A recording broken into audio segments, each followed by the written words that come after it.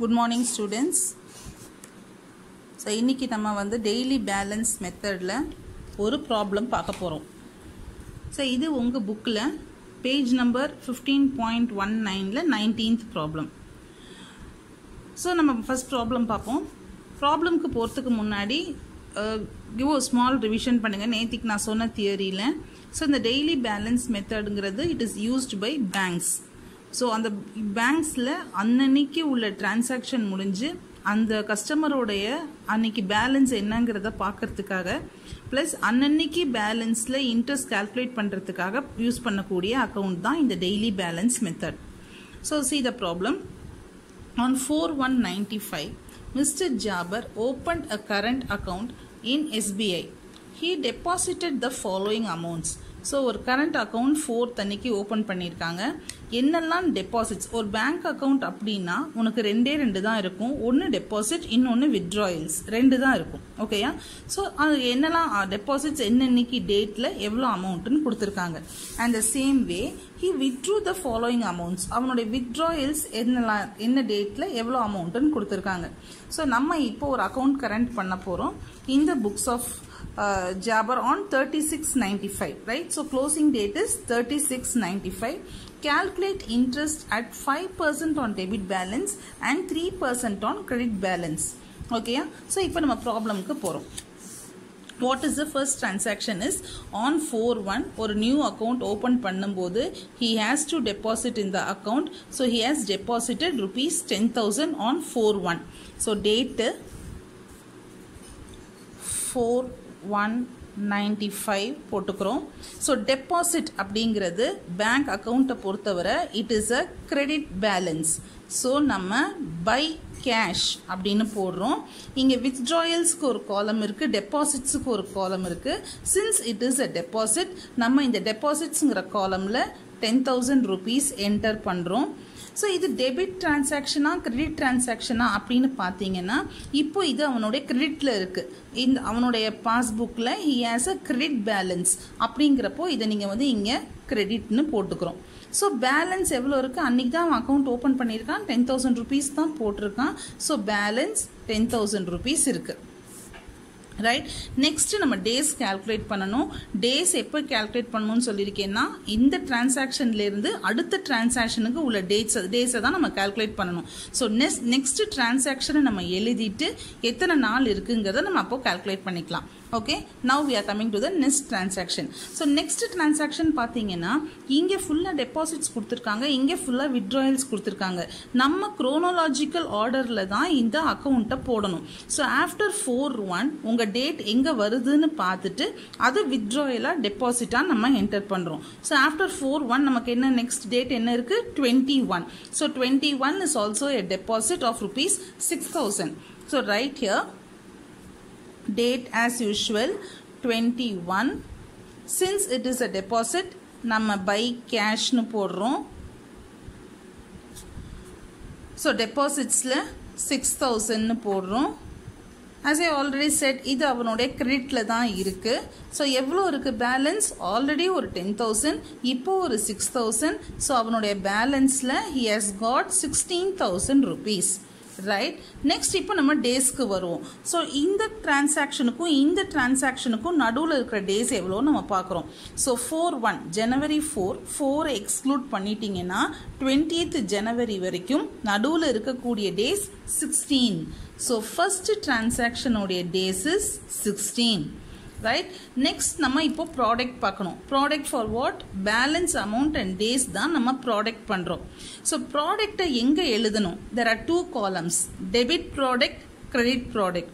So டெபிட்டா இருந்தா அது டெபிட் ப்ராடக்ட்ல எழுதணும். சின்ஸ் இது கிரெடிட்ங்கிறனால we are writing this in the credit product. So 16 into 10,000 you get 1,60,000. right? Next, third transaction. After 21 உங்க date எங்க இருக்குன்னு பாருங்க 14/2. So 14/2ல அது எவ்வளவு? It is a withdrawal of rupees 8,000 rupees. Right? So இங்க டேட்ல 14/2 போட்டுக்கோங்க. Since it is withdrawal நம்ம 2 cash னு போடுறோம். amount எவ்வளவு 8000. so இங்க withdrawalங்கிற columnல நான் 8000 enter பண்றேன். now இப்போது டெபிட்டா கிரெடிட்டாங்கப்போ you should not get confused. வித்ட்ராயல்ங்கிறதுக்காக நீங்கள் டெபிட்டில் போட்டுறக்கூடாது. அவனுடைய அக்கௌண்ட்டில் ஹியர் 16,000 rupees. 16,000 rupeesல அவன் 8,000 rupees வித்ட்ராயல் பண்ணியிருக்கான். அப்போ பேலன்ஸ் அவன்கிட்ட எவ்வளோ இருக்குது? 8,000 rupees பேலன்ஸ் இருக்குது. ஸோ பேலன்ஸ் அவன்கிட்ட 8,000 rupees இருக்கும்போது still he has got a credit balance. அதனால இது கிரெடிட் டிரான்சாக்ஷன் தான். So don't get confused with withdrawal and டெபாசிட்ஸுக்கும் இந்த டெபிட் கிரெடிட்டுக்கும் கன்ஃபியூஸ் ஆகிடாதீங்க. இந்த டெபிட் அண்ட் கிரெடிட் எதை இம்ப்ளை பண்ணுது அப்படின்னா அவங்க கிட்ட இருக்கிற பேலன்ஸ் கிரெடிட் பேலன்ஸா டெபிட் பேலன்ஸாங்கிறது தான் இது இம்ப்ளை பண்ணுது. ஓகே, நவ் நம்ம தேர்ட் டிரான்சாக்ஷன் எழுதின உடனே செகண்ட் டிரான்சாக்ஷனுக்கும் தேர்ட் டிரான்சாக்ஷனுக்கும் இருக்கிற டேஸ் டிஃப்ரென்ஸ் எவ்வளோ டேஸ்ன்னு நம்ம பார்க்கலாம்.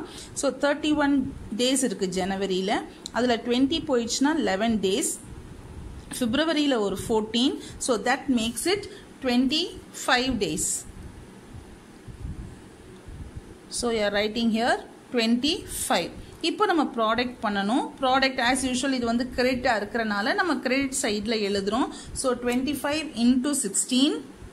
So 25 into 16 is 4 lakhs. Okay. Now fourth transaction. So 14/2 அப்புறம் நமக்கு எங்க டேட் இருக்குன்னு பார்த்தீங்கன்னா next date is 10/3.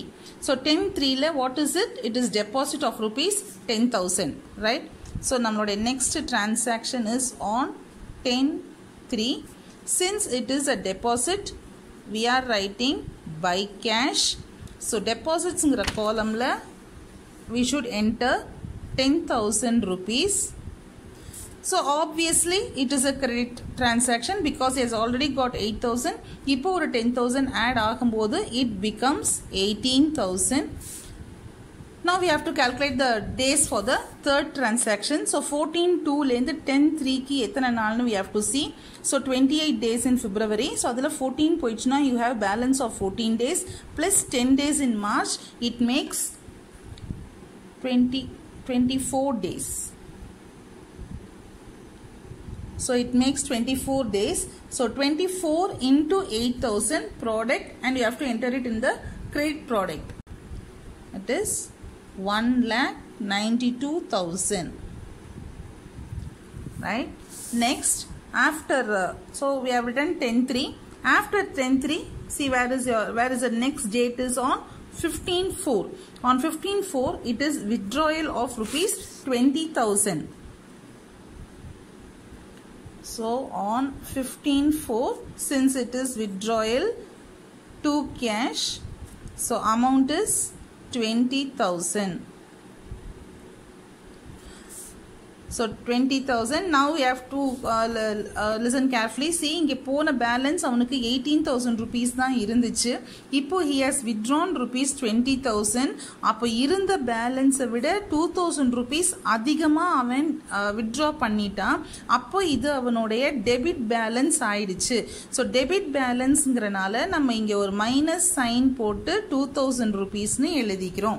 Okay, because this is not a credit. அவனுக்கு 18,000 rupees தான் இருந்துச்சு. 18,000க்கு மேலே 2,000 rupees 20,000 rupees அவன் வித்ட்ரா பண்ணிட்டனால இப்போ அவனுடைய அக்கௌண்ட்டில் மைனஸ் 2,000 rupees தான் இருக்கு. ஓகேயா, இதுதான் டெபிட் டிரான்சாக்ஷன். இதுக்கு தான் நம்ம இங்கே கிரெடிட் அண்ட் டெபிட்னு நம்ம மாற்றி போடுறோம். இஃப் இட் இஸ் கிரெடிட், அவனுடைய அக்கௌண்ட்டில் இருக்கிற கிரெடிட் பேலன்ஸாக இருந்தால் we right here credit.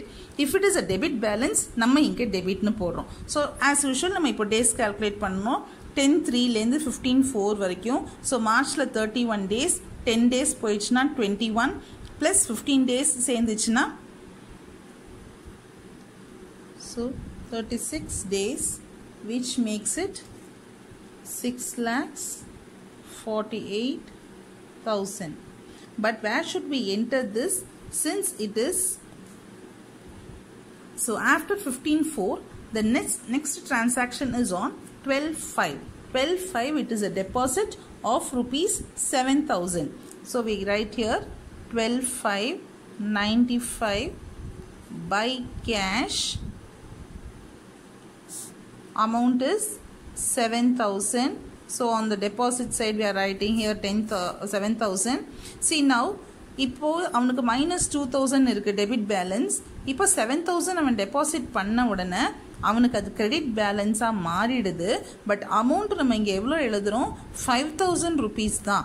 Because அந்த 2000 rupees போக அவனுடைய டெபாசிட் எவ்வளோ இருக்குது, அப்போ அவனுடைய கிரெடிட் பேலன்ஸ் வந்து 5000 rupees தான் இருக்குது. ஓகேயா? இப்போ நம்ம we have to see the date. So from 15/4 12/5 வரைக்கும் பாருங்கள். ஸோ ஏப்ரலில் இன்னொரு 15 days இருக்குது. அண்ட் மேலே ஒரு 12 days சேரும்போது இட் பிகம்ஸ் 27 days. இப்போ இங்கே 27 days இந்த ப்ராடக்ட் 27 into 2000 is 56,000. இந்த 56,000 நம்ம எங்கே என்டர் பண்ணணும்னா இந்த டெபிட் ப்ராடக்டில் என்டர் பண்ணணும். பிகாஸ் இங்கே நம்ம டெபிட்னு போட்டிருக்கிறனால இப்போ இந்த product becomes a debit product. So for எல்லா டிரான்சாக்ஷனுமே கிரெடிட்டாக இருந்துச்சு, நம்ம கிரெடிட் ப்ராடக்டில் என்டர் பண்ணிக்கிட்டே வந்தோம். இப்போ இதுதான் டெபிட் டிரான்சாக்ஷனாக இருக்குது. அப்போ இந்த டெபிட் ப்ராடக்ட் காலமில் நம்ம இந்த ப்ராடக்டை என்டர் பண்ணுறோம். Right? Next, after 12/5, நம்மளுடைய last transaction is on 36. So last transaction is on 10/6. It is a withdrawal of rupees 4,000. So 10/6/95. Since it is a withdrawal, நம்ம to cash nu போடுறோம். So withdrawal column la we enter rupees 4,000. So already அவனுடைய அக்கௌண்ட்டில் எவ்வளோ balance இருக்குது, 5000 இருக்குது. So 5000ல் 4000 போச்சுன்னா it becomes 1000 rupees. But ஆனால் it is a credit balance. இப்போ we have to calculate the days. So ரெண்டு இதுக்குமே நம்ம இப்போ டேஸ் கால்குலேட் பண்ணணும். ஃபர்ஸ்ட் இந்த லாஸ்ட் பிஃபோர் டிரான்சாக்ஷனுக்கு 12/5 10/6 வரைக்கும் இருக்கிற டேஸை நம்ம கால்குலேட் பண்ணுறோம்.